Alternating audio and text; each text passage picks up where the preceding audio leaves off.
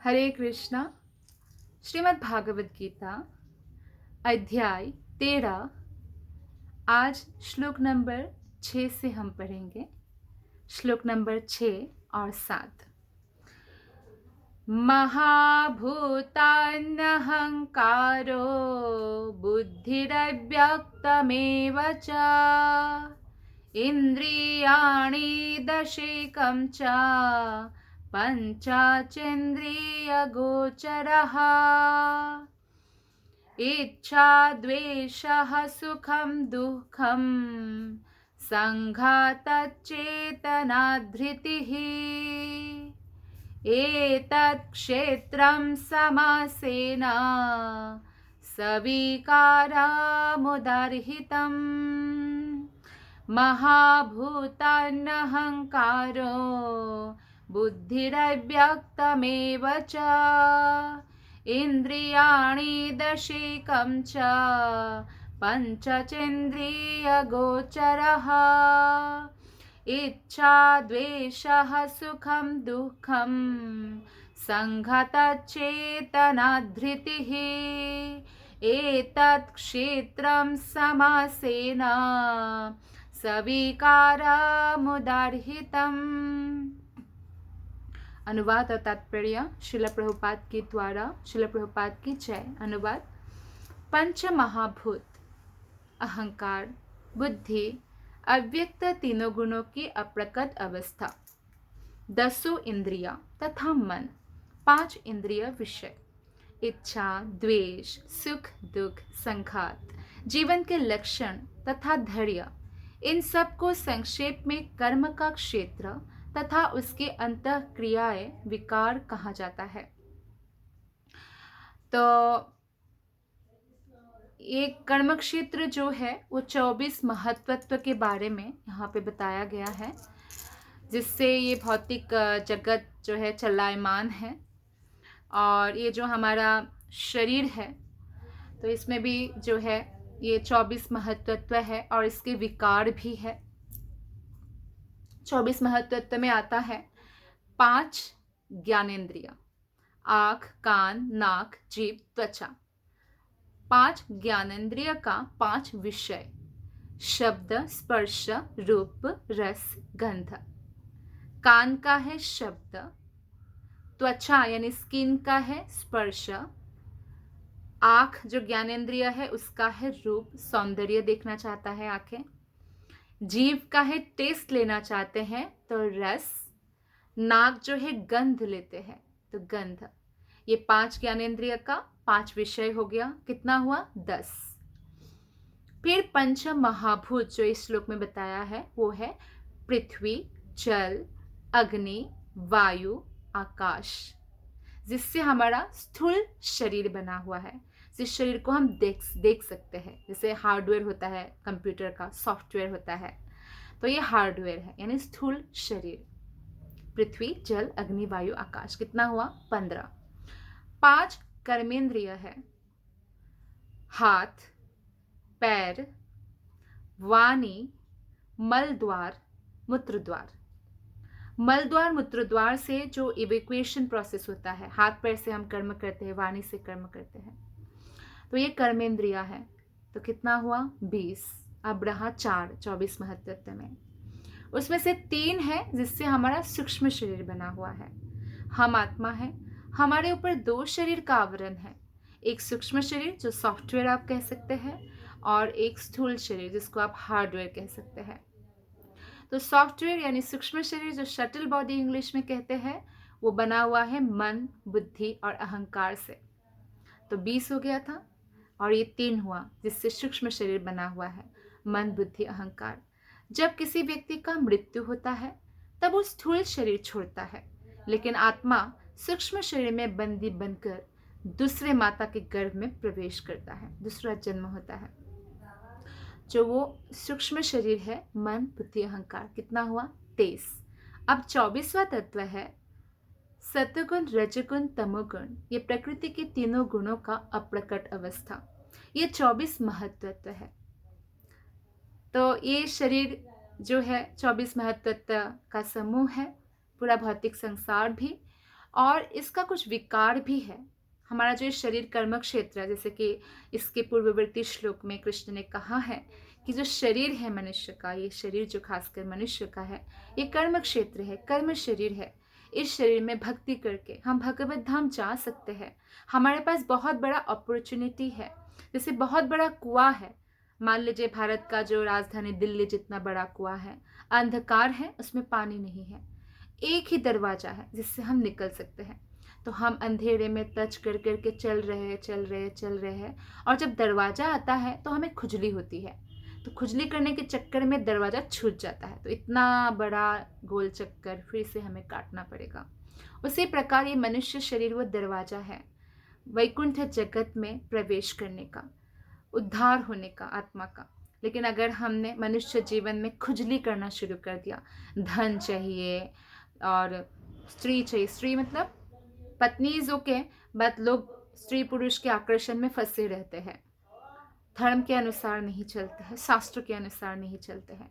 तो ये सब खुजलियाँ अगर हम करने लगते हैं और इन सब खुजलियों को करते करते अगर हम दरवाजा को भूल जाते हैं कि मनुष्य शरीर कर्म क्षेत्र है, इससे हम भगवत धाम जा सकते हैं, तो फिर इतना बड़ा गोल चक्कर 84 लाख योनियों का हमें काटना पड़ सकता है। तो इसलिए इसमें विकार के बारे में भी बताया गया है। ये 6 और 7वां श्लोक में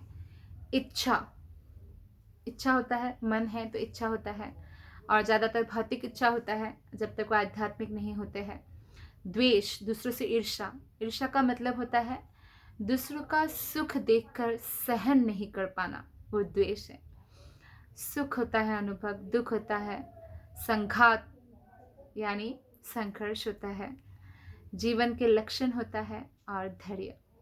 ये सब जो है विकार या अंतःक्रियाएं कहा गया है।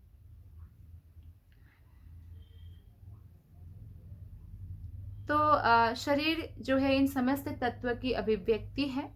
शरीर में 6 प्रकार के परिवर्तन होता है।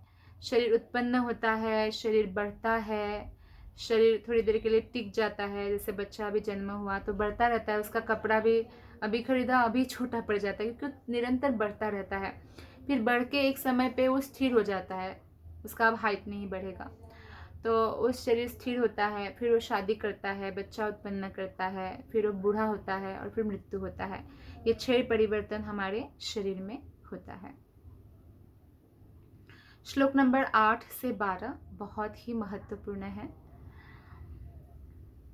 अमानित्वा मदम्भित्वम् अहिंसा क्षान्तिरार्जवम् आचार्योपासनं शौचं स्थैर्यमात्मा विनिग्रह इन्द्रियार्थेषु वैराग्यम् अनहंकार एव च जन्मा मृत्यु जरा व्याधि दुःखदोषानुदर्शनम् असक्तिरानभिस्वङ्गः पुत्रदारगृहादिषु नित्यं च समचित्तत्वम् इष्टानिष्टोपपत्तिषु मयि चानन्ययोगेन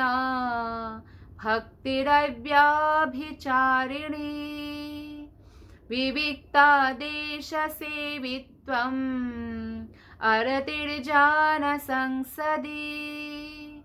अध्यात्मज्ञाननित्यत्वं तत्त्वज्ञानार्थदर्शनम् एतज्ज्ञानमिति प्रोक्तम् अज्ञानं यादतोऽन्यथा। अनुवाद और तात्पर्य शिला प्रभुपाद के द्वारा। शिला प्रभुपाद की जय।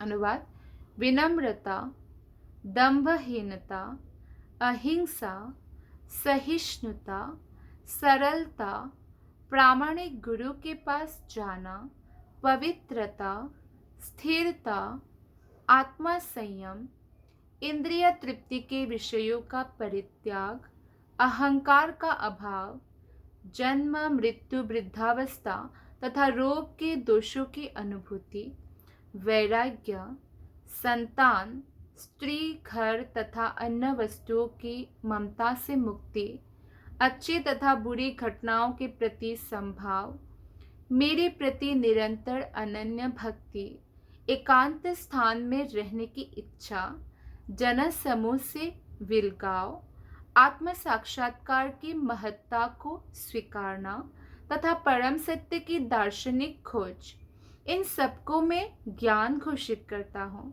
और इनके अतिरिक्त जो भी है वह सब अज्ञान है। तो ये जो बताया है भगवान ने, इसमें बहुत सारी गुण बताया है, बहुत सारी बातें बताई है। तो ये सारी चीज़ों को भगवान बोलते हैं यही ज्ञान है, बाकी सब अज्ञान है। तो कई बार लोग क्या सोचते हैं, ये जो सहिष्णुता, सरलता, दंभहीनता, वो सोचते हैं कि ये शायद हमारे जो 24 महत्त्व है इसका, या कर्म क्षेत्र का जो है विकार है या अंतःक्रियाएं है। लेकिन ये लोग समझते हैं तो भूल करते हैं। ऐसा नहीं है, ये कोई विकार नहीं है। वास्तव में यही असली ज्ञान की प्रक्रिया है। यदि कोई इस प्रक्रिया को स्वीकार कर लेता है तो परम सत्य तक पहुंचने की संभावना हो जाती है। तो इससे पूर्व जब श्लोकों में भगवान ने बताया 24 तत्वों का विकार, जैसे बताया संघात, सुख, दुख इत्यादि या द्वेष इत्यादि, तो ये वैसा विकार नहीं है इस श्लोक में जो बताया है। ये वास्तव में इन तत्वों से, 24 महत्त्व से बाहर निकलने का, ये पाश है ना 24 महत्त्व का, ये भौतिक बंधन है जिसको भव बंधन कहा जाता है या भवरोग कहा जाता है। तो इससे बाहर निकलने का ये साधन है, ये जो भगवान कृष्ण ये 8 से 12वें श्लोक में बता रहे हैं। देहधारी आत्मा 24 तत्व से बने आवरण रूप शरीर में बंद रहता है। तो हमारा शरीर इन 24 तत्व से बना हुआ है। और यहाँ पर ज्ञान की प्रक्रिया जो बताया है भगवान ने, तो इससे बाहर निकलने का साधन है। तो ये ज्ञान की प्रक्रिया में भी जो 8 से 12वां श्लोक अभी हमने पढ़ा, उसमें 11वां श्लोक का प्रथम जो पंक्ति है वो सर्वाधिक महत्वपूर्ण है। उसमें भगवान कहते हैं मयि चानन्य योगेन भक्तिरभ्यभिचारिणी, अर्थात ज्ञान की प्रक्रिया का अवसान भगवान की अनन्य भक्ति में होता है। अगर कोई समस्त ज्ञान प्राप्त करे पर कृष्ण भक्ति नहीं करते हैं तो पूर्ण नहीं हो सकता है, कभी वो परम गति को प्राप्त नहीं कर सकते हैं। लेकिन कोई बाकी सब चीज़ें जो है वो उनके अंदर अपने आप आ जाएगा, जो कृष्ण के निरंतर अनन्य भक्ति में लगा रहेगा। तो इसलिए सर्वाधिक महत्वपूर्ण है। अतः यदि कोई भगवान की सेवा को प्राप्त नहीं कर पाता या प्राप्त करने में असमर्थ है, तो बाकी जो 19 बातें, ये जो 8 से 12वां श्लोक है ना, इसमें 20 बातें भगवान ने कहा है जो ज्ञान है। लेकिन इसमें भगवान ने बोला मेरा अनन्य भक्ति जो निरंतर करता है। तो मान लीजिए किसी ने भगवान की भक्ति नहीं किया और बाकी 19 बातें उनमें है, तो फिर व्यर्थ है ये। लेकिन यदि कोई पूर्ण कृष्ण भावना भक्ति ग्रहण करता है तो बाकी 19 बातें जो है अपने आप विकसित हो जाता है। इसलिए जो कृष्ण भक्ति करते हैं उनके अंदर दिव्य गुण अपने आप प्रकट होने लगते हैं। जैसा कि श्रीमद् भागवतम में 5वां स्कंद के 18वें अध्याय के 12वां श्लोक में कहा गया है, यस्यास्ति भक्तिर्भगवत् किंचना सर्वैर्गुणैस्तत्र सुरः। जिसने भक्ति की अवस्था प्राप्त कर ली है उसमें ज्ञान के सारे गुण विकसित हो जाता है। और 8वें श्लोक में भी यहाँ पे 13वां अध्याय के 8वें श्लोक में बताया गया है गुरु ग्रहण करने का सिद्धांत, आचार्य उपासना। हमें ABCD सीखने के लिए भी गुरु की आवश्यकता होती है, टीचर की आवश्यकता होती है। तो क्या भक्ति जैसे गंभीर चीज सीखने के लिए हमें गुरु की आवश्यकता नहीं होगी? गुरु के बिना कोई गति नहीं हो सकता है। तो इसलिए गुरु ग्रहण करना अत्यंत आवश्यक है। लेकिन ऐसा नहीं कोई भी पाखंडी गुरु हम ग्रहण करें, प्रामाणिक वैष्णव गुरु हमें ग्रहण करना है। अगर हम पाखंडी गुरु ग्रहण करेंगे तो हमें एक्सप्लॉइट करेंगे, लेकिन अगर प्रामाणिक वैष्णव गुरु ग्रहण करेंगे तो हमें कृष्ण की सेवा में लगाएंगे। तो आध्यात्मिक जीवन का शुभारंभ तभी होता है जब प्रामाणिक गुरु ग्रहण किया जाए, यानी दीक्षा समारोह होना जरूरी है। तो भगवान श्री कृष्ण यहाँ पर स्पष्ट कहते हैं कि ज्ञान की यह प्रक्रिया ही वास्तविक मार्ग है। इससे परे जो भी विचार किया जाता है वो व्यर्थ होता है। तो क्या क्या बताया भगवान ने, जो 20 बातें बताया है वो बहुत महत्वपूर्ण है। पहला बताया जैसे विनम्रता, अमानित्व। विनम्रता का अर्थ है कि अन्यों द्वारा सम्मान पाने के लिए किसी को भी इच्छुक नहीं रहना चाहिए। हम दुखी क्यों होते हैं कि हम सोचते हैं कि दूसरा व्यक्ति हमारा सम्मान करे, और जब सम्मान नहीं करते हैं तो हम तिलमिला उठते हैं, दुखी होते हैं। तो वो विनम्रता मतलब उसमें नहीं है। विनम्रता का अर्थ है कि हमें किसी से भी सम्मान पाने की आशा रखनी ही नहीं चाहिए, इच्छुक नहीं होना चाहिए। इसलिए चैतन्य महाप्रभु ने कहा है अमानिना मान देना। अमानिना, कभी भी किसी से सम्मान की आशा ना करे, और मान देना, सबको मान दे, सम्मान दे। हम देहात्म बुद्धि के कारण, देहात्म बुद्धि मतलब मैं शरीर हूँ, ये उपाधि के कारण अन्यों से सम्मान पाने के भूखे रहते हैं। लेकिन पूर्ण ज्ञान से युक्त व्यक्ति की दृष्टि में जो ये जानता है कि वो शरीर नहीं है, तो शरीर का कोई सम्मान करे, अपमान करे, तो उससे उनको कोई लेना देना नहीं, क्योंकि वो आत्मा में स्थित हो चुके हैं। तो ये वो जानते हैं कि ये जो सम्मान पाने की जो अभिलाषा है, ये भौतिक छल है। इसके पीछे पीछे दौड़ने से कोई लाभ नहीं। दौड़ना ही है तो भगवत भक्तों के पीछे भागे। इसलिए वैष्णव भजन में बताया गया है, कृष्णा से तुम्हार कृष्णा देते पारा, তোমারা শকতি আছে, আমি তো কঙ্গালা কৃষ্ণ কৃষ্ণ বলি, থাই তব পাছে पाछे। तो वैष्णव कृष्ण से तुम्हारे, हे वैष्णव ठाकुर, हे परम वैष्णव गण, कृष्ण आपका है, इसीलिए आपका जो है वो आप दे सकते हो। कृष्ण देते पारो, आप कृष्ण दे सकते हैं। तुम्हारा शक्ति आछे, आप में शक्ति है। आमी तो कंगाल, हम तो कंगाल है, कृष्णा कृष्णा बोली, कृष्ण कृष्ण बोलकर, धाई तब पाछे पाछे, आपके पीछे पीछे हम भाग रहे हैं कृष्ण कृष्ण बोलकर। तो इसलिए कृपा करके हमें कृष्णा प्रदान करे। तो पीछे भागना ही है, तो वैष्णव जनों के भागे, शुद्ध भक्तों के, जिससे हमें कृष्ण प्राप्त हो। भागने का मतलब उनसे श्रवण करना चाहिए। कई लोग हैं जो अपने धर्म में प्रसिद्धि चाहते हैं कि मैं बहुत बड़ा गुरु बन जाऊं, सब मेरे पैरों पर गिरे, और बिना धर्म के सिद्धांतों को जाने ही बहुत लोग हैं जो कोई भी समुदाय ज्वाइन कर लेते हैं, और वास्तव में धार्मिक सिद्धांतों को पालन करने में उनकी रुचि नहीं होता है, लेकिन धर्म के नाम पर या धार्मिक गुरु के नाम पर अपना प्रचार करना चाहते हैं। तो जहाँ तक आध्यात्मिक ज्ञान में वास्तविक प्रगति की बात है, मनुष्य को चाहिए कि वो अपनी परीक्षा करे कि वो कहाँ तक उन्नति कर रहा है। तो इन बातों के द्वारा अपना परीक्षा कर सकते हैं। ऐसे भी कोई भक्ति में कितना आगे बढ़ रहा है, उसका लक्षण है कि भगवान के प्रति कितना आसक्ति बढ़ रहा है और भौतिक वस्तु के प्रति आसक्ति कितना कम हो रहा है, ये लक्षण है। अहिंसा का सामान्य अर्थ वध नहीं करना या शरीर को कष्ट ना करना लिया जाता है। कि अहिंसा का मतलब है किसी को हिंसा मत करो, किसी को मारो मत, ये सब है। लेकिन वास्तविक अहिंसा का जो मतलब है वो यह है कि किसी को विपत्ति में ना डालो। अब देखिए, इस भौतिक संसार में जो 24 तत्व के शरीर में है, तो सब लोग विपत्ति में है ना। जन्म लेना ही पड़ता है, मृत्यु तो कभी भी हो सकता है, किसी को नहीं पता।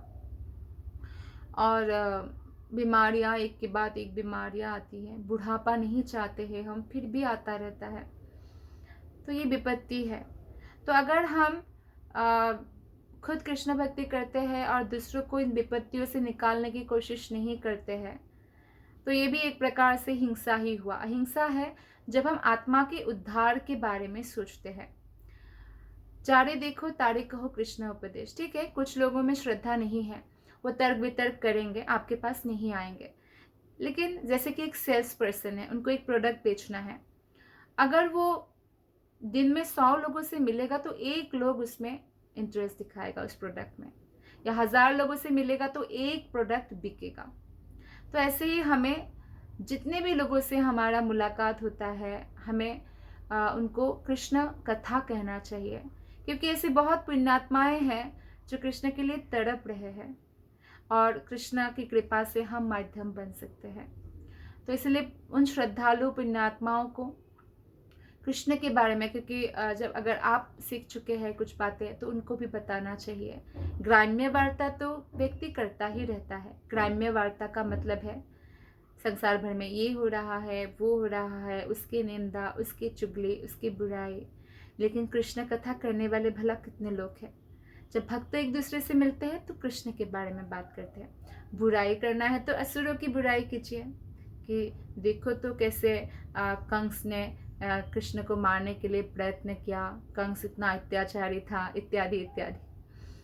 तो हमें कृष्ण कथा करना चाहिए। और जैसे ही असुर की बात आती है वहाँ कृष्ण आ जाते हैं। फॉर एग्जाम्पल किसी ने रावण की बात किया तो राम याद आएंगे, है ना। तो ये महत्व है हमारे जो शास्त्र है उसमें।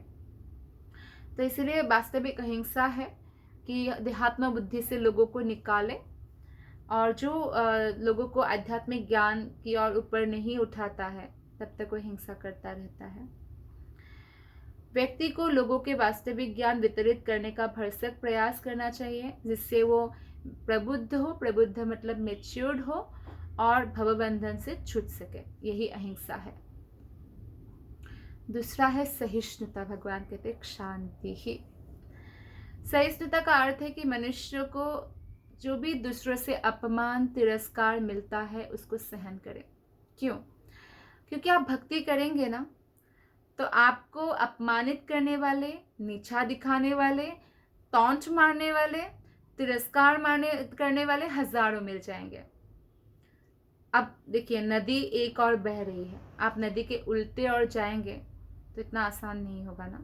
तो ये कलयुग में हर व्यक्ति पाप की ओर बढ़ रहा है और आप भगवान की ओर जाना चाहते हैं तो तकलीफें तो लोग देंगे, माया के एजेंट बनकर आएंगे। हो सकता है घर वाले भी आए, लेकिन हमें उन अपमान तिरस्कार को सहन करते हुए भक्ति में लगे रहना चाहिए। जैसे कि प्रहलाद थे। प्रहलाद से 5 साल का छोटा सा बालक था। क्योंकि वो विष्णु भक्ति करता था, इसलिए अपने ही पिता उसके शत्रु बन गए और उसके मर्डर करना चाहते थे। आप सोचिए, कोई भक्ति करना चाहते हैं और उनके माता पिता उनको मार देना चाहते हैं। प्रहलाद के साथ ऐसा हुआ। प्रहलाद ने सहन किया और दृढ़तापूर्वक भक्ति किया, तो उसका परिणाम हम जानते हैं कि नरसिंह अवतार हुआ और उनके पिता का जो है वध किया और प्रहलाद को राजा बनाया। तो ये तो बहुत एक्सेप्शनल केस है। लेकिन जैसे हमारे समाज में अगर हमें अपमान तिरस्कार मिलता भी है कि भक्त है और बड़ा वो करते हैं, ये करते हैं करके, बहुत बोलने वाले तो आपको कुछ भी बोल सकते हैं। बोलने वाले ने तो राम जी को भी नहीं छोड़ा, सीता मैया को भी नहीं छोड़ा, जो परफेक्ट है, भगवान है स्वयं।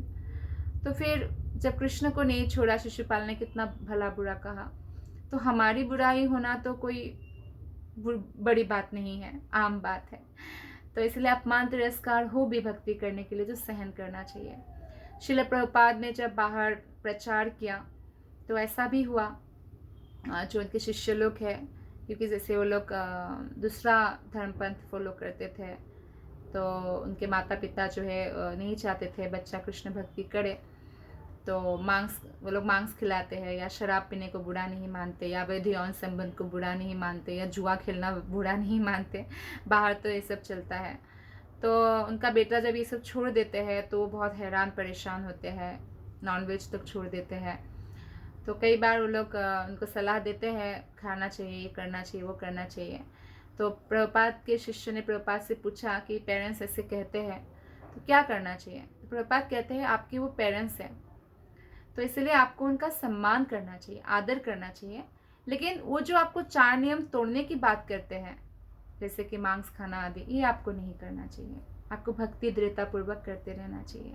तो हमें भी यही करना है, सबको आदर देना है, सम्मान देना है। कोई भले अपमान तिरस्कार करे उसको सहन भी करना है, क्योंकि हमारा फोकस होना चाहिए भक्ति।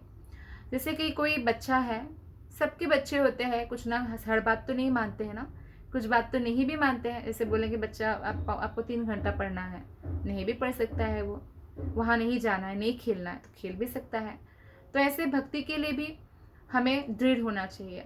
वो तो एक बात है कि मम्मी कुछ अच्छा करने के लिए बोलते तो ये बच्चा नहीं मानता, लेकिन कई बार क्योंकि कलयुग में माता पिता को भी भक्ति नहीं है, कई माता पिता को, तो इसलिए वो अगर मना करे भक्ति करने के लिए, वो नहीं सुनना है। जैसे बचपन में आपने बहुत सारी बातें नहीं सुना होगा, वो भक्ति में लगे रहना है, एक दिन उनको भी समझ में आ जाएगा, लेकिन उनका आदर सम्मान करना चाहिए।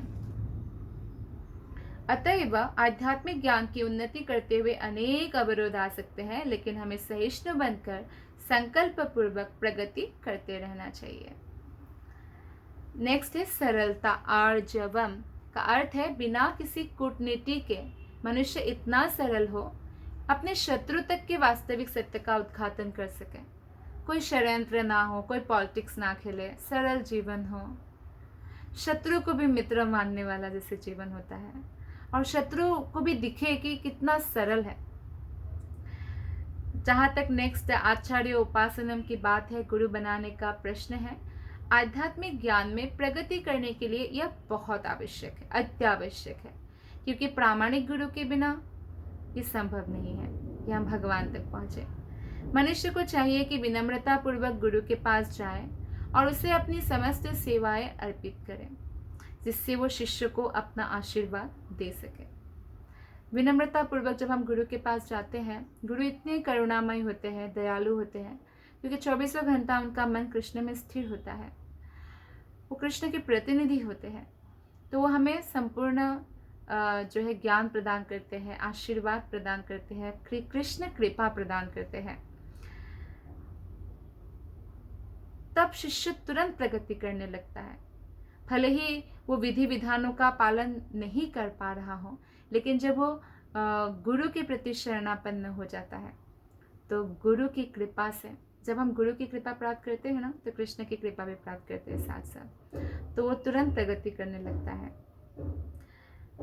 जो व्यक्ति बिना किसी स्वार्थ के अपने गुरु की सेवा करता है, उनके लिए जो यम नियम सरल बन जाता है। यम मतलब क्या नहीं करना चाहिए, जैसे कि नशा नहीं करना चाहिए, नहीं तो यम यानी यमदूत ले जाएगा। मांस नहीं खाना चाहिए, जुआ नहीं खेलना चाहिए, अवैध यौन संबंध नहीं बना चाहिए, तो उसके लिए सरल बन जाता है, कोई बहुत बड़ी बात नहीं है। इसलिए जो भक्ति में आते हैं, हरे कृष्ण कृष्ण कृष्ण हरे हरे, हरे राम राम राम हरे हरे महामंत्र का 108 मन के वाली माला में 16 माला जप करते हैं, ऑटोमेटिकली उनका सारी बुरी आदतें छूट जाता है, तो सारा नियम सरल बन जाता है। आध्यात्मिक जीवन में प्रगति करने के लिए जो भगवान ने बताया, शौचम यानी पवित्रता अत्यंत आवश्यक है। पवित्रता 2 प्रकार के होते हैं, बाहर, बाह्य और आंतरिक। बाह्य पवित्रता स्नान आदि करके, जैसे हम रोज स्नान करना चाहिए, साफ रखना चाहिए बॉडी को, और आंतरिक पवित्रता हरे कृष्ण महामंत्र के जप करने से होगा, तब मन का जो धूल है वो सब नष्ट हो जाएगा। दृढ़ता, स्थैर्यम, इसका अर्थ है कि आध्यात्मिक जीवन में उन्नति करने के लिए मनुष्य को दृढ़ संकल्प होना होगा। अगर कोई व्यक्ति दृढ़ संकल्प नहीं होंगे तो कभी 16 माला करेंगे, कभी नहीं करेंगे, लेकिन दृढ़ संकल्प होंगे तो करेगा ही करेगा। जैसे आपका ऑफिस होता है, आपको 9 बजे पहुंचना ही है, 9:30 बजे पहुंचेंगे तो आपका हाफ सैलरी काट देंगे मान लीजिए, तो आप पहुंचते ही पहुंचते हैं, राइट। तो इस प्रकार से जब हम भगवान की बात आती है तो हमें ढील नहीं करनी चाहिए, दृढ़ संकल्प होना चाहिए, क्योंकि ऐसे संकल्प के बिना मनुष्य ठोस प्रगति नहीं कर सकता है। नेक्स्ट है आत्म संयम यानी आत्म विनिग्रह, जो संस्कृत में है। इसका अर्थ है कि आध्यात्मिक उन्नति के पथ पर जो भी बाधक हो उसे स्वीकार करना। बाधाएं तो बहुत आएगी, उसको स्वीकार करना। मनुष्य को इसका अभ्यस्त बनकर ऐसी किसी भी वस्तु को त्याग देना चाहिए जो आध्यात्मिक उन्नति के पथ में प्रतिकूल हो। यह असली वैराग्य है। जो भक्ति में प्रतिकूल है उसको त्याग देना चाहिए। जैसे भौतिक लोगों की संगति भक्ति में प्रतिकूल है तो त्याग देना चाहिए, गलत संगति। अगर किसी को शराब छोड़ना है तो शराबियों का संगति त्यागना होगा, नहीं तो हमेशा वो उत्साह वर्धन करते रहेंगे और पीते रहेंगे, है ना। तो इसलिए से भक्ति में जो प्रतिकूल है उसको त्याग देना चाहिए। इंद्रियां इतनी प्रबल है कि सदैव इंद्रिय तृप्ति के लिए उत्सुक रहती है।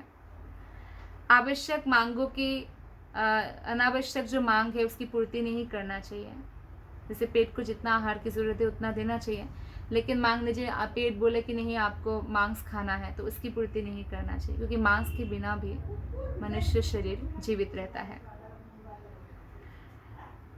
इंद्रियों की उतनी ही तृप्ति करनी चाहिए जिससे आध्यात्मिक जीवन में आगे बढ़ने में अपने कर्तव्य की पूर्ति हो। सबसे महत्वपूर्ण किंतु वश में न आने वाली इंद्रिया जो है जीव है। इसलिए हम जब प्रसादम पाते हैं तो गाते हैं ना, शरीर विद्या जाल जदिंद्रिय ताहे काल, जीवे फैले विषय सागरे, ताड़ मध्य जिभाति लोभा मया सदुर्मति, ताके जेता कठिन संसारे। ताड़ मध्य जिभाति, जितने भी इंद्रिया है, जीव सबसे प्रबल है। जीव का कार्य क्या है? स्वाद ग्रहण करना या उच्चारण करना। तो ये जीव को अगर हमने वश में कर लिया तो समझिए सारा इंद्रिया वशीभूत हो गए। तो जीव को वशीभूत करने का तरीका है कि भगवान कृष्ण का प्रसाद ही ग्रहण किया जाए, अन्यथा पानी भी ना पिया जाए। पानी भी पिए तो कृष्ण को अर्पण करके पिए। तो इस प्रकार से हम जीव को कंट्रोल में ला सकते हैं। जहाँ तक आँखों का संबंध है, भगवान श्री कृष्ण के सुंदर रूप देखना चाहिए, मंदिर जाना चाहिए, इससे नेत्र वश में हो जाएंगे। जो राधा कृष्ण की सुंदरता को देख लिया, उनको बाकी सुंदरता मोहित नहीं कर सकता। इसी प्रकार कानों को कृष्ण के विषय में श्रवण करने में, नाक को कृष्ण के चरण में जो फूल अर्पण किया उसको सूंघने में लगाना चाहिए। यह भक्ति की विधि है। और इस प्रकार जो है कोई भी व्यक्ति 24 तत्व से बाहर निकल सकते हैं।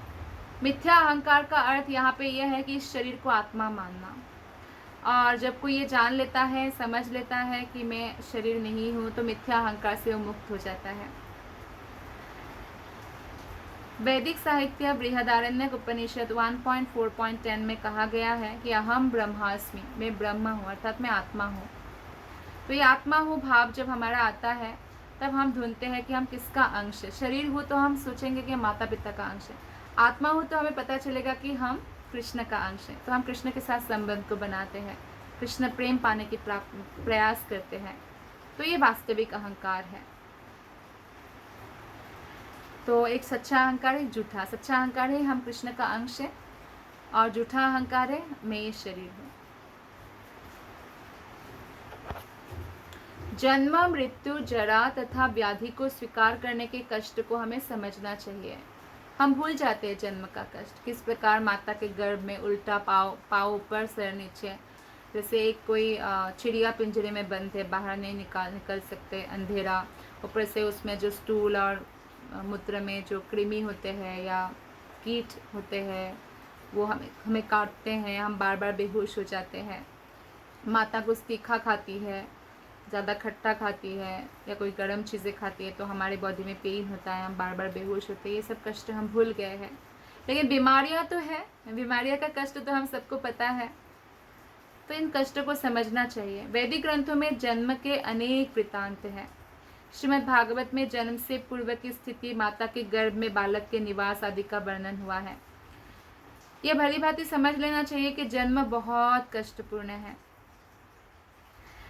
तो मृत्यु कितना कष्टकर होगा, बहुत कष्ट मिलते हैं, हजारों वृश्चिक जैसे काट रहे हैं। उस समय कृष्ण को स्मरण करना इम्पोर्टेंट है। मृत्यु के समय हमें वही याद आते हैं जो हमारे सर्वाधिक प्रिय होते हैं। तो अगर हमने अपने जीवन में अभ्यास करके भगवान को सबसे प्रिय नहीं बनाया तो क्या मृत्यु के समय याद आ सकते हैं? तो इसलिए हमें प्रैक्टिस करना है अभी से। और जहाँ तक रोग तथा वृद्धावस्था का प्रश्न है, सबों को इनका व्यवहारिक अनुभव है। बुढ़ापा तो आता ही है और वृद्ध भी होते ही है। कोई भी रोगग्रस्त नहीं होना चाहता है, इसलिए तो डॉक्टर के पास जाते हैं, नहीं तो हम रोगग्रस्त होते रहते ना। नहीं होना चाहता ना, बूढ़ा होना चाहते, इसलिए हम बाल दाई करते हैं या योगा करते हैं या एक्सरसाइज करते हैं कि यंग दिखे, मेकअप करते हैं कई लोग। तो जब तक जन्म, मृत्यु, जरा तथा व्याधि के दुखों को देखते हुए इस भौतिक जीवन के प्रति निराशावादी दृष्टि को नहीं बना पाते हम, तब तक आध्यात्मिक जीवन में प्रगति करने के लिए प्रोत्साहन नहीं मिलता। एक्चुअली व्यक्ति सोचते हैं कोई छोटे छोटे प्रॉब्लम के पीछे वो भागते रहते हैं, मेन प्रॉब्लम वो छोड़ देते हैं। मेन प्रॉब्लम तो जन्म, मृत्यु, जरा, व्याधि है। और जिस व्यक्ति ने ये चारों प्रॉब्लम को मेन प्रॉब्लम के रूप में अनुभव कर चुके हैं वही आध्यात्मिक प्रगति के लिए उत्साहित रहेगा, वही भगवत कथा का श्रवण करेगा। जहाँ तक संतान, पत्नी तथा घर से विरक्ति की बात है, इसका अर्थ यह नहीं है कि संतान के लिए या पत्नी के लिए या घर के लिए कोई भावना ही ना हो, छोड़ दिया जाए, ऐसा इसका मतलब ये नहीं है। स्नेह नेचुरल है, ये सब स्नेह की प्राकृतिक वस्तुएं हैं, लेकिन जब ये आध्यात्मिक उन्नति में अनुकूल ना हो तो इनके प्रति आसक्त नहीं होना चाहिए। अर्थात ये नहीं कि आप वो लोग अनुकूल नहीं है, अगेंस्ट है, पत्नी या बच्चे अगेंस्ट है, नहीं उनको छोड़ के चले जाओ, उनका रिस्पॉन्सिबिलिटी छोड़ दो, बच्चे छोटे हैं, पत्नी भी, तो ऐसा नहीं करना है। आसक्ति छोड़ना है तो मन से छोड़ना है, जो भौतिक आसक्ति है वो छोड़ना चाहिए। अगर आसक्त होंगे तो जब वो हमें भक्ति के लिए मना करेंगे तो हम नहीं करेंगे, लेकिन मनुष्य जीवन भक्ति करने के लिए है, तो हमें खुद भी भक्ति करना है, दूसरों को भी डायरेक्टली या इनडायरेक्टली कृष्ण के बारे में बताना है, भक्ति में लगाना है। तो भावना तो होगी, रिस्पॉन्सिबिलिटी को एज ए ड्यूटी पालन करना चाहिए, लेकिन हृदय से आसक्ति को त्यागना है, क्योंकि आसक्ति ही दुख का कारण है। घर को सुखमय अगर बनाना है तो सबसे अच्छा विधि है कृष्ण भावनामृत। जिस घर में परिवार के लोग एक साथ मिलकर हरिनाम कीर्तन करते हैं, यानी हरे कृष्ण कृष्ण कृष्ण हरे हरे, हरे राम राम राम हरे हरे महामंत्र का जप करते हैं, जिस घर में सब लोग एक साथ मिलकर कृष्ण प्रसाद खाते हैं, जिस घर में सब लोग मिलकर भागवत शास्त्र का अध्ययन करते हैं, और जिस घर में वो भगवान की आरती वगैरह एक साथ करते हैं, अर्च विग्रह की सेवा, तो वो घर पूर्णतया सुखमय हो जाता है। तो ऐसा प्रैक्टिस हमें करना चाहिए। तो ये सर्वोत्तम विधि है सुखी रहने का। यदि कोई कृष्ण भावनामृत से पूर्ण रहे तो वो अपने घर को अत्यंत सुखमय बना सकता है। तो इसमें बताया है प्रभुपाद ने भी कि जो हरे कृष्ण कृष्ण कृष्ण हरे हरे, हरे राम राम राम हरे राम का कीर्तन करना है, प्रसाद ग्रहण करना है, भागवत गीता भागवतम पढ़ना है और अच्छे विग्रह की पूजा करनी होती है। तो ये 4 बातें जो है मनुष्य को सुखी करेगा। तो किसी भी परिवार में ये चारों के चारों बातें जो इम्प्लीमेंट करना चाहिए, ये इंपॉर्टेंट है। मनुष्य को चाहिए कि वो अपने परिवार के सदस्य को ऐसी शिक्षा दे। तो परिवार के सदस्य प्रतिदिन प्रातः या संध्या समय बैठकर साथ साथ अगर हरे कृष्ण मंत्र का कीर्तन करें, यदि कोई इन चारों सिद्धांतों का पालन करते हुए अपने पारिवारिक जीवन को कृष्ण भावनामृत विकसित करने में ढाल सके, तो पारिवारिक जीवन को त्याग करने की कोई आवश्यकता नहीं है। घर ही वृंदावन है, घर में ही सब लोग भक्त हैं। तो ये 4 सिद्धांत बहुत इंपॉर्टेंट है। लेकिन यदि आध्यात्मिक प्रगति के अनुकूल ना रहे तो फिर उनके लिए मुश्किल होगा। तो आसक्ति को उनको त्यागना चाहिए, तभी वो भक्ति कर पाएगा। तो सबसे इम्पॉर्टेंट है कि मनुष्य कृष्ण के साक्षात्कार करने या उनकी सेवा करने के लिए अपना सर्वस्व न्यौछावर कर दे, जिस प्रकार अर्जुन ने किया था। अर्जुन को दुख तो हुआ था, मेरे ही संबंधी है, मैं इनके अगेंस्ट कैसे लड़ूं, लेकिन जब कृष्ण ने कहा नहीं ये आपका धर्म है, और कृष्ण की तुष्टि के लिए उन्होंने ऐसा किया। तो क्योंकि वो कृष्ण साक्षात्कार में बाधक हो रहे थे, और सब लोग जैसे दुर्योधन खासकर कृष्ण विरोधी थे और पांडवों के भी विरोधी थे। तो इन सब विषयों में मनुष्य को पारिवारिक जीवन के सुख दुख से विरक्त रहना चाहिए, क्योंकि इस संसार में कोई भी ना तो पूर्ण सुखी रह सकता है ना दुखी रह सकता है। सुख और दुख की जो भावना है ये भौतिक जीवन को दूषित करने वाला है। जब एक व्यक्ति भक्ति में स्थित हो जाते हैं तो वो आनंदमय जीवन जीते हैं। ये भौतिक सुख भौतिक दुख से उनका कोई लेना देना नहीं रहता। मनुष्य को चाहिए कि इन्हें सहन करना सीखे। सुख हो तो भी सहन करें। सुख में इतना पागल ना हो जाए कि भगवान की भक्ति ही ना करें, या दुख में इतना दुखी ना हो जाए, विचलित ना हो जाए कि भगवान की भक्ति छोड़ दे। सहन करना चाहिए, जैसे सर्दी गर्मी को हम सहन करते हैं। कोई कभी भी सुख दुख के आने जाने पर प्रतिबंध नहीं लगा सकता। हम तो प्रार्थना सब यही करते हैं कि हमें दुख ना मिले। क्या दुख नहीं मिलता? मिलता है। तो इसलिए हम रोक नहीं सकते दुख को आने में या सुख को भी आने में। इसलिए मनुष्य को चाहिए कि भौतिकतावादी जीवन शैली से अपने को विलग कर ले और दोनों ही दशाओं में संभाव बनाए रखे, और तब संभव होगा जब उसका मन निरंतर कृष्ण में स्थित होगा। सामान्यतः जब हमें इच्छित वस्तु मिलती है, जो हम चाहते हैं वो मिलता है, तो हम खुश होते हैं, और कोई अनिच्छित घटना घटती है तो हम दुखी होते हैं। लेकिन जब हम वास्तविक आध्यात्मिक स्थिति में रहेंगे तो ये हमें विचलित नहीं कर पाएगा। इसलिए हमें कृष्ण भक्ति का अटूट भक्ति का अभ्यास करना चाहिए, और जो नवविधा भक्ति है, कीर्तन, श्रवण, पूजन आदि में लगे रहना चाहिए।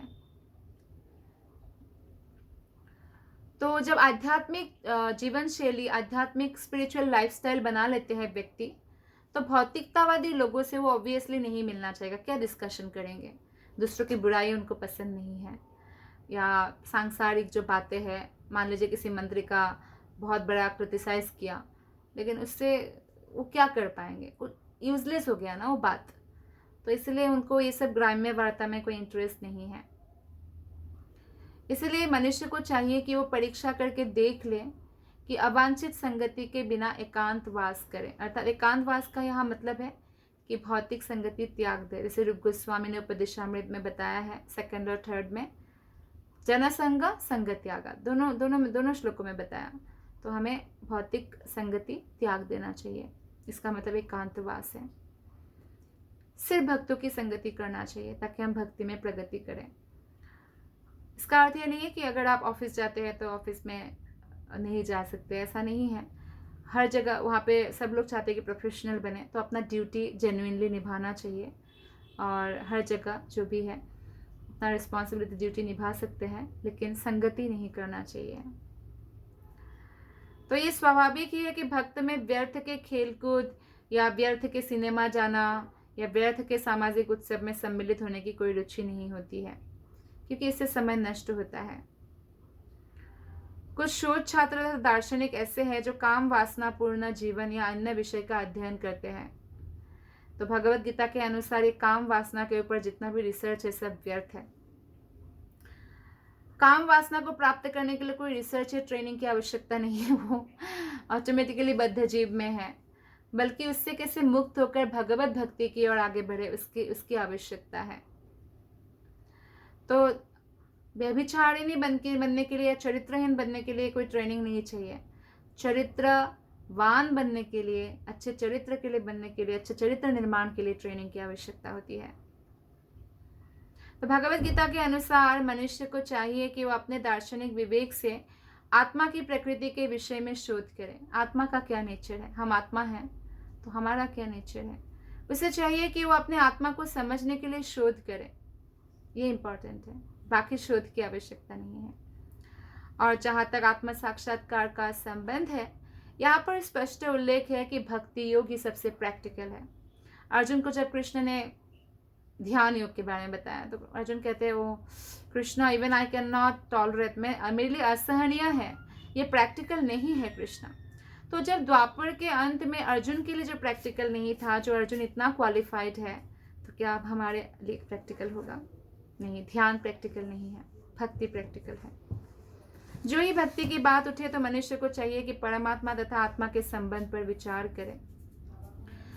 आत्मा और परमात्मा एक कभी नहीं हो सकते। कोई आत्मा सोचे मैं परमात्मा बन जाऊंगा, ये एक धोखा है। अगर कोई बोलते हैं कि आप भगवान बन जाओगे, तो कभी नहीं बन सकते। तो परमात्मा के प्रति आत्मा की यह सेवा नित्य है। परमात्मा का अंश है आत्मा, इसलिए भक्ति नित्य है। और मनुष्य को इसे दार्शनिक धारणा में स्थित होना चाहिए, समझना चाहिए। श्रीमद् भागवत में 1st कैंटो में 2nd चैप्टर के 11वां श्लोक में व्याख्या की गई है, वदन्ति तत्त्वतः विदस्तत्वम यद ज्ञानम अद्वयम। जो परम सत्य के वास्तविक ज्ञाता है वे जानते हैं कि आत्मा का साक्षात्कार 3 रूपों में किया जा सकता है। ब्रह्मा ब्रह्मा ब्रह्मा ब्रह्मा मतलब ब्रह्म ज्योति, जो कृष्ण के शरीर से निकला हुआ ज्योति है। परमात्मा, जो कृष्ण का ही विस्तार है, क्षीरोदकशायी विष्णु, तथा भगवान यानी स्वयं कृष्ण। परम सत्य के साक्षात्कार में भगवान पराकाष्ठा है। सबसे सर्वोच्च अगर साक्षात्कार है वो भगवान रियलाइजेशन है। इसलिए मनुष्य को चाहिए कि भगवान को समझने के पद तक पहुंचे और भगवान की भक्ति में लग जाए। भक्त्या माम अभिजानति, भक्ति से कृष्ण को जान सकते हैं, यही ज्ञान की पूर्णता है। तो अगर कोई कितना भी ज्ञानी बने, अगर उसमें कृष्ण भक्ति नहीं है तो उनका सारा ज्ञान व्यर्थ है। विनम्रता से लेकर भगवत साक्षात्कार तक की विधि भूमि से चलकर ऊपरी मंजिल तक पहुंचने के लिए सीढ़ी के समान है। इस सीढ़ी में कुछ ऐसे लोग हैं जो अभी पहली सीढ़ी पर है, कोई दूसरी सीढ़ी पर है, कोई तीसरी सीढ़ी पर है। तो किंतु जन तक मनुष्य, जब मनुष्य ऊपरी मंजिल तक नहीं पहुंच जाता जो कि कृष्ण का ज्ञान है, तब तक ज्ञान की निम्नतर अवस्था में ही रहता है। यदि कोई ईश्वर की बराबरी करते हुए आध्यात्मिक ज्ञान में प्रगति करना चाहता है तो उसका प्रयास विफल होगा। यह स्पष्ट कहा गया है कि विनम्रता के बिना ज्ञान संभव नहीं है। विनम्रता जरूरी है। सम्मान की आशा करेंगे तो हम ज्ञान प्राप्त कैसे करेंगे? उसी में उलझे रहेंगे कि सम्मान कैसे नहीं किया, इसको तो मैं सबक सिखाऊंगा। तो अपने को ईश्वर समझना सब सर्वाधिक गर्व है, भ्रम है। यद्यपि जीव सदैव प्रकृति के कठोर नियमों द्वारा ठुकराया जाता है, फिर भी वह अज्ञान के बारे में ऐसे सोचता है, मैं भोक्ता हूँ, मैं ईश्वर हूँ। तो ज्ञान का शुभारंभ अमानित्व यानी विनम्रता से होता है। मनुष्य को विनम्र होना चाहिए, सरल होना चाहिए। परमेश्वर के प्रति विद्रोह के कारण ही मनुष्य प्रकृति के अधीन होता है। तो इसलिए परमेश्वर के शरणागत होना चाहिए, जिससे हम प्रकृति से मुक्त हो जाए, 24 तत्व से मुक्त हो जाए। तो मनुष्य को इस सच्चाई को जानना और इससे विश्वस्त होना चाहिए। ये इन श्लोकों का तात्पर्य है। धन्यवाद। हरे कृष्ण।